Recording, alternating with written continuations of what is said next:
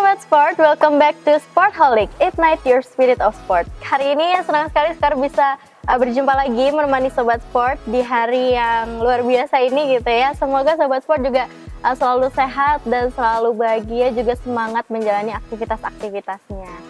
Dan sebelum nanti kita masuk ke sesi kita seperti biasa gitu kan, ngobrol-ngobrol sama narasumber kita hari ini yang datang adalah seorang atlet cantik di bidang menembak gitu. Tapi nanti kita akan kenalan lebih lanjut dan kakak cantik ini akan bercerita lebih banyak juga ke Sobat Sport. Tapi sebelum itu sekarang mau nanya dulu, gimana kabarnya Sobat Sport gitu kan. Semoga selalu sehat dan jangan lupa untuk jaga kesehatan dengan cara konsumsi makanan dan minuman yang bergizi, terus juga istirahat yang cukup dan olahraga yang teratur. Tapi selain itu, sekarang juga mau ngingetin, kita itu harus banget menjaga dan memastikan kebutuhan vitamin harian di tubuh kita itu tercukupi. Makanya hari ini sekarang mau rekomendasiin salah satu minuman multivitamin yang bisa ngebantu kita untuk memenuhi kebutuhan vitamin harian kita, Oranamin C. Oranamin C ini adalah minuman multivitamin yang punya kandungan vitamin lengkap dan bisa membantu kita untuk menjaga kebutuhan vitamin harian kita. Jadi Sobat Sport jangan lupa untuk jaga kesehatan ditemani oleh Oranamin C.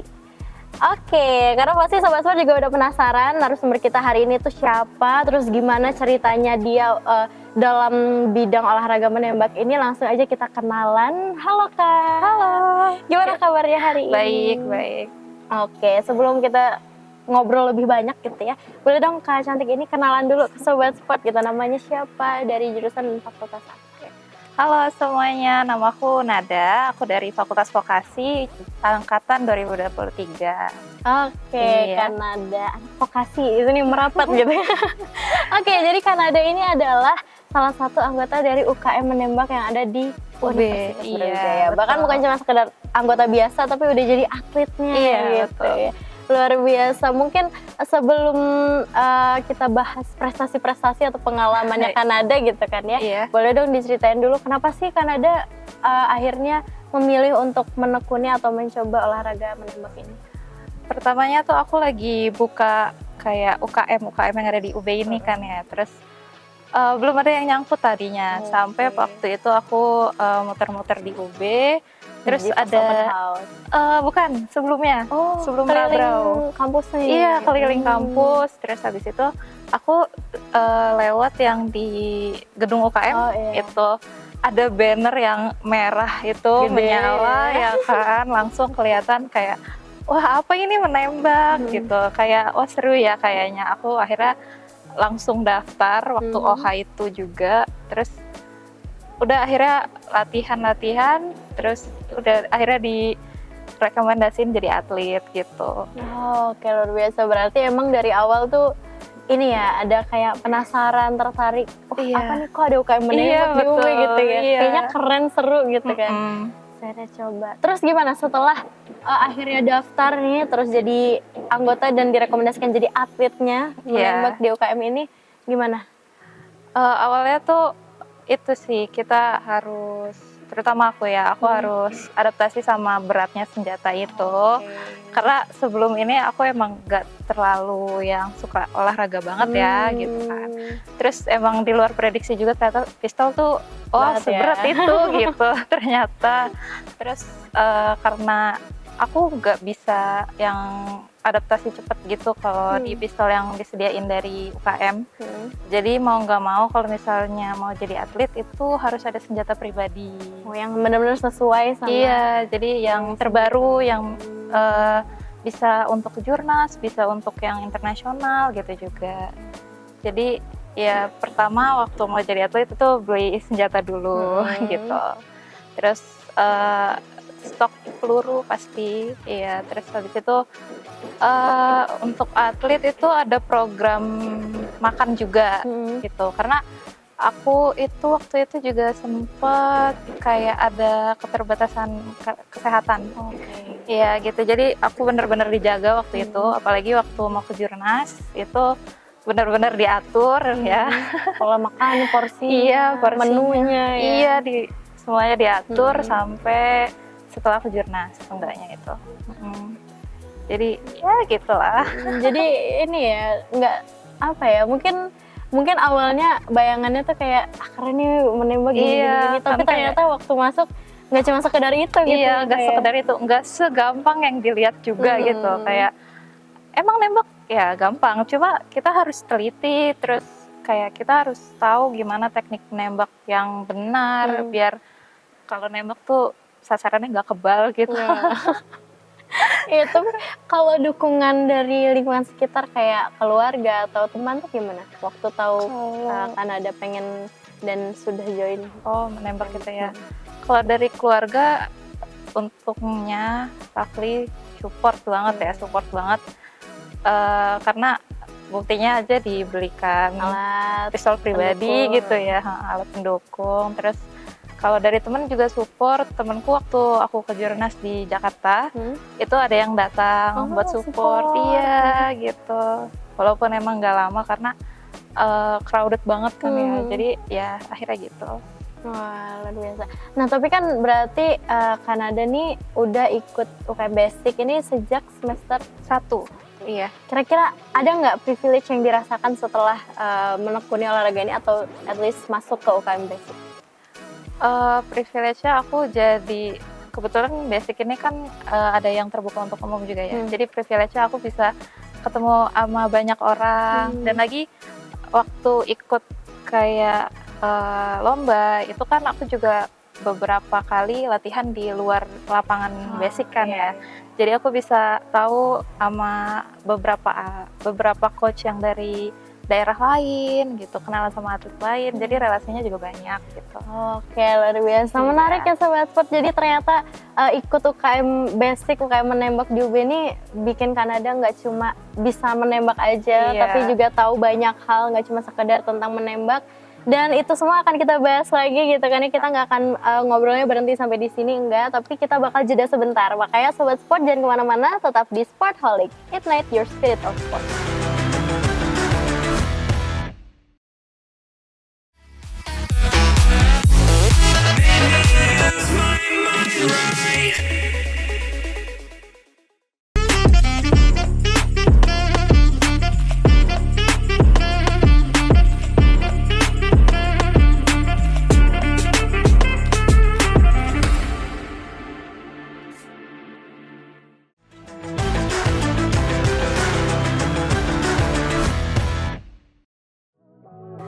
Sobat Sport, welcome back to Sportholic, ignite your spirit of sport. Masih sama Sekar di sini dan juga narasumber kita hari ini ada Kanada.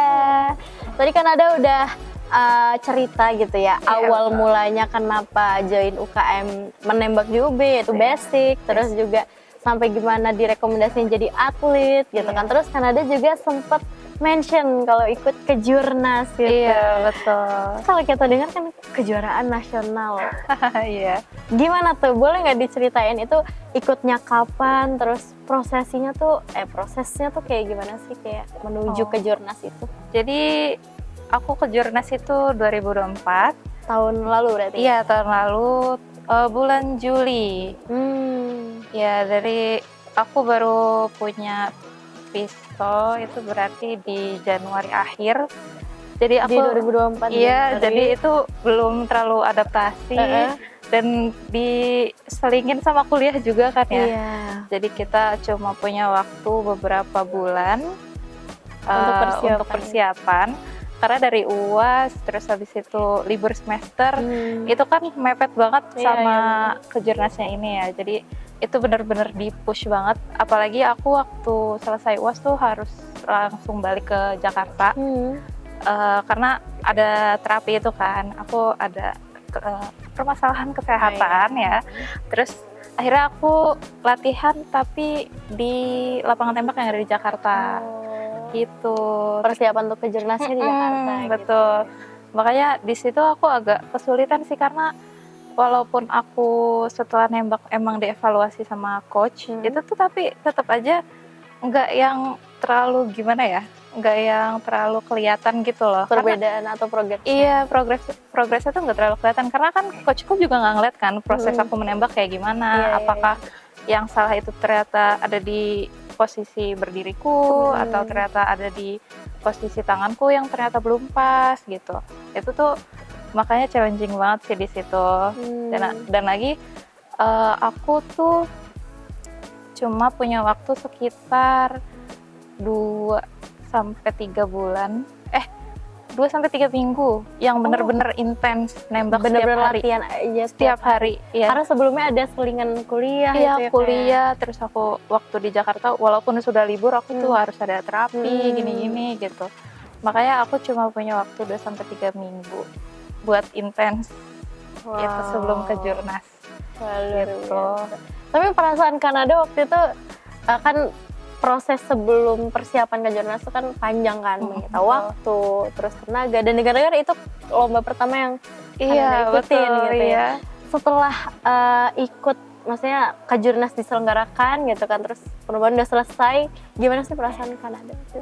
Puas karena biasanya namanya performance ya, biasanya kan nggak sebagus latihan, betul kan? Nah di situ selama aku latihan aku nggak pernah nyampe skor aku yang ada di Kejurnas. Oh. Gitu. Jadi skorku yang paling tinggi saat itu di Kejurnas. Iya. Wow. Gitu. Itu makanya aku bangga banget. Seenggaknya walaupun emang aku nggak menang melawan siapapun ya di situ, tapi aku menang melawan diriku sendiri saat latihan gitu. Jadi kayak itu benar-benar kayak wah ini membanggakan banget gitu menurutku. Ya, jujur aku merinding ya. Keren banget gitu ya Sobat Sport. Jadi emang nggak semua melulu harus tentang menang, dapat juara, dapat bawa pulang medali atau gimana dan lain sebagainya. Tapi ya mungkin itu adalah bonus dan target yang bisa di-set gitu ya. Tapi kalau emang nggak mencapai itu pasti ada sisi lain yang bisa diambil. Yang bisa diambil, luar biasa. Semoga itu tadi ceritanya juga bisa jadi inspirasi gitu ya untuk siapapun yang menonton gitu. Itu tadi kejuaraan pertama, Kejurnas gitu. Kejurnas. Selanjutnya apakah Kanada ikut lagi perlombaan atau kejuaraan gitu? Iya, aku ikut di Kejur Prof di Februari tahun ini. Ya alhamdulillah aku dapat 1 tim tapi.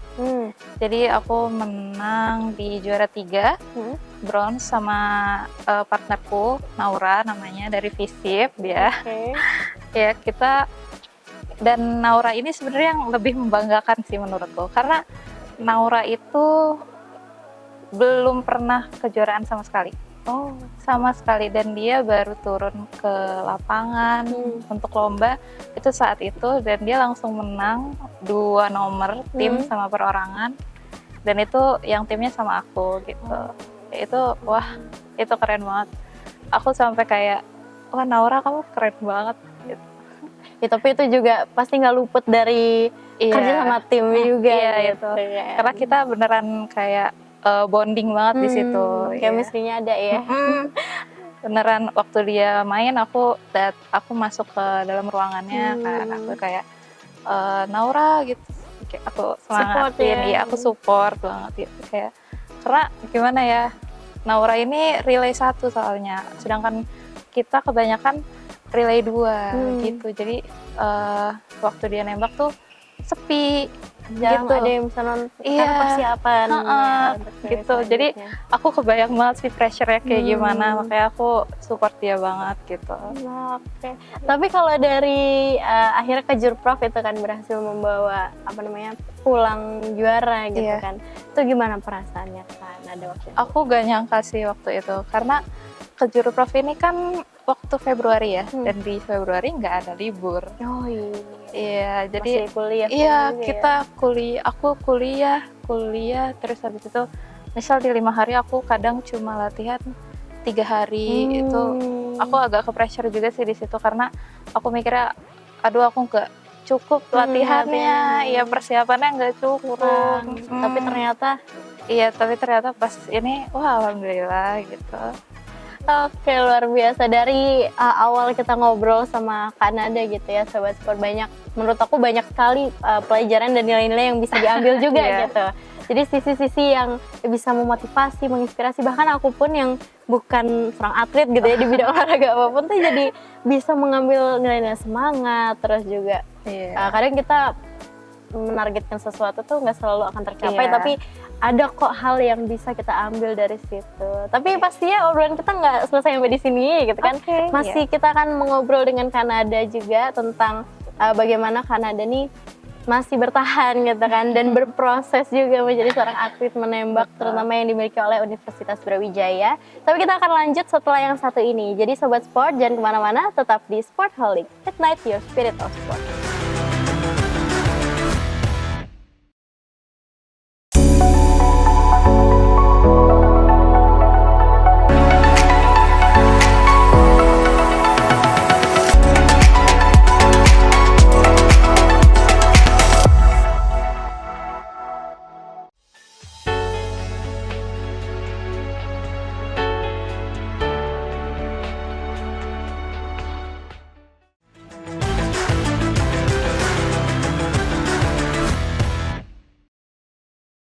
Hai Sobat Sport, welcome back to Sportholic, Ignite your spirit of sport. Masih sama Sekar Hayu di sini dan juga narasumber hebat kita hari ini ada Kanada.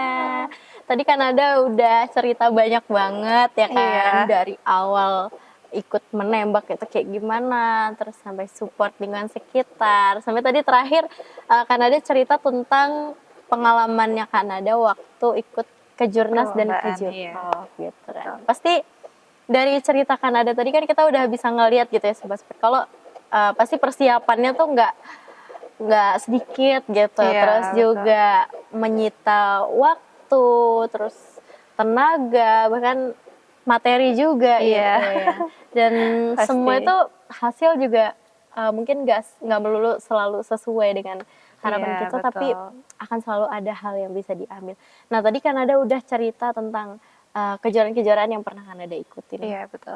Kalau misalnya ditanya tentang suka dukanya nih, tentang suka duka ikut menembak, atau mungkin boleh diceritakan suka duka waktu, especially waktu ikut kejuaraan tuh seperti apa sih? Sukanya karena waktu persiapan itu kan kita jadi spending waktu sama teman-teman atlet lain yang lebih banyak ya. Biasanya kan latihan rutinnya hanya Sabtu sama Minggu aja. Nah itu tuh lebih asik aja karena kita sama-sama saling support. Kayak misalnya ada juga kayak adik-adik tingkat yang baru jadi atlet, itu kadang suka tanya gimana caranya ini kayak biar stabil, biar gimana tembakannya. Jadi kita bisa sharing lebih banyak gitu juga sih sama sesama atlet gitu. Kalau lukanya paling yang kerasa banget sih di materi ya. Karena tadi udah disebutin juga kalau menembak ini agak pricey gitu ya, kalau cuma jadi hobi. Iya, kalau cuma jadi hobi tuh agak pricey. Jadi tuh kalau di dukanya di materi karena pertama biaya peluru itu nggak murah. Iya. Dan kita sekali seri, satu kali set itu nembak sekitar 60 peluru. Gitu. Jadi peluru cepat habis, harus ada stok lagi gitu. Dan kebetulan kalau di sini masih pakai kertas nembaknya. Kalau di Senayan masih udah pakai sius, itu target gitu. Jadi kalau di sini kan masih kertas. Jadi kertas itu kalau udah ditembak ya udah, nggak bisa dipakai lagi kan. Jadi kita juga harus ada kertas selalu gitu. Apalagi waktu kejurprov itu sistemnya satu kertas satu tembakan. Jadi harus 60 kertas, 60 peluru gitu, iya. Dan itu cost banyak banget di situ. Aku sampai hampir kehabisan stok kertas waktu itu. Jadi mau nggak mau aku nambel. Jadi yang udah ditembak udah sobek, aku tambel pakai label. Terus habis itu juga satu basic kayak begitu. Jadi ya udah deh. Nggak apa-apa, namanya juga. Iya. Sayang soalnya karena kertasnya kan agak besar ya, tapi ditembak sekali habis itu masa nggak dipakai lagi, aneh banget gitu. Jadi kayak apa ya, sayang banget kalau nggak dipakai lagi. Jadi ya udah kita tambel gitu. Selagi masih bisa diusahakan. Iya, kita usahakan. Soalnya kertas itu lagi nggak ada stok sama sekali gitu. Jadi mau nggak mau tuh harus bertahan pakai yang itu gitu. Ya tapi lucu juga ya, berarti sebasic tuh semua kayak atletnya kayak udah tambah aja satu-satu gitu. Abis kita nembak, abis itu mundur ke belakang, di skor, abis di skor ngambil label yang kecil-kecil yang bulat itu, terus ditempel satu-satu yang Terus tadi. dipasang lagi, Iya, tembak habis itu lagi. besokannya atau sorenya nanti dipasang lagi, ditembak lagi, Oh, gitu. jadi ini ya daur ulang Iya. ya, reuse. Iya, Oke, berarti ya pasti banyak banget ya suka duka iya banget waktu banget. ikut menembak. Tapi apa sih yang bikin Kanada nih masih memilih untuk apa ya menekuni olahraga ini? Karena aku ngerasa ini tuh escape aku gitu. Dari stressing apalagi pressure dari kuliah gitu kan, tuntutan ini dan itu. Kalau nembak tuh kayak walaupun emang kalau kita nembak keadaan lagi unstable mentally, itu tuh tembakannya jadi jelek. Tapi menurutku itu ya udah nggak apa-apa, karena itu salah satu cara aku biar stress relief aja gitu. Melepas juga ya, jadi kayak peluru tuh seakan ini Kayak ya beban iya, yang gitu. tembakin Iya, ya. tembakin aja, keluarin aja gitu. Jadi ya itu kenapa aku bertahan, dan aku ngerasa aku seneng tiap ikut perlombaan karena aku enjoy aja. Tiap ikut perlombaan aku enjoy gitu. Oke. Gitu. Iya. Tapi kalau ditanya tentang target atau apa ya cita-citanya Kanada nih, terutama di olahraga menembak ini, ada Iya. nggak sih yang sedang ingin dicapai atau mungkin udah deket nih tinggal mungkin satu langkah lagi tercapai, atau apa sih target khususnya? Targetku sebenarnya ini sepele banget sih kedengarannya, tapi targetku itu satu seri itu bisa dapat poin 100 gitu, karena dapat poin 100 itu gak gampang. Ya, berarti itu Gitu. bukan target yang sepele Kak. Hampir 100 waktu itu, cuma kayak abis itu bingung gimana ya caranya gitu, masih proses gitu. Latihan terus Iya. ningkatin. Mm-mm. Oke, luar biasa. Mungkin ini juga pertanyaan terakhir gitu ya. Oh ya. Boleh dong Kanada disampaikan, tadi kan juga udah disampaikan tentang privilege-nya rasanya apa sih setelah ikut olahraga menembak tuh seperti apa dan lain sebagainya. Dan dari banyaknya cerita dan pengalaman yang Kanada sampaikan ke Sobat Sport juga tadi ya, pasti juga banyak hal yang bisa diambil nih oleh Sobat Sport. Tapi Kanada ada nggak sih pesan gitu untuk Sobat Sport mungkin yang mau yang punya ketertarikan tapi belum ikut menembak, atau yang sudah dan sedang menekuni olahraga menembak ini? Untuk yang mau coba untuk olahraga ini, segera dicoba. Basic juga terbuka untuk umum, jadi bisa dicoba di sana kan ya. Dan aman kalau misalnya di sana, nggak akan ada peluru nyasar. Untuk teman-teman yang lagi menekuni juga semangat, karena perjalanannya masih jauh ya. Kita harus bawa merah putih ke luar. Oke, luar biasa. Cukup? Oke, luar biasa. Boleh tepuk tangan dong untuk Kanada. Terima kasih banyak ya Kanada karena sudah berkenan hadir di Sportholic dan menyapa Sobat Sport, udah berbagi cerita pengalaman di olahraga menembak ini. Semoga Kanada selalu sukses, cita-citanya tercapai dan bisa mengharumkan nama merah putih ya, di kancah internasional. Kita doain sama-sama nanti sama Sobat Sport. Terus juga semoga apa yang tadi kita obrolin bisa ada yang diambil gitu ya, nilai-nilai positif baiknya, bisa menginspirasi dan memotivasi Sobat Sport yang menonton. Oke Sobat Sport, kalau gitu itu tadi obrolan kita dengan Kanada, tapi semoga kita bisa ngobrol lagi lain waktu dan Kanada bisa berjumpa lagi dengan Sobat Sport dengan kabar baiknya tentunya. Jadi Sobat Sport jangan lupa untuk selalu saksikan Sportholic dan sampai jumpa di episode selanjutnya. Dadah!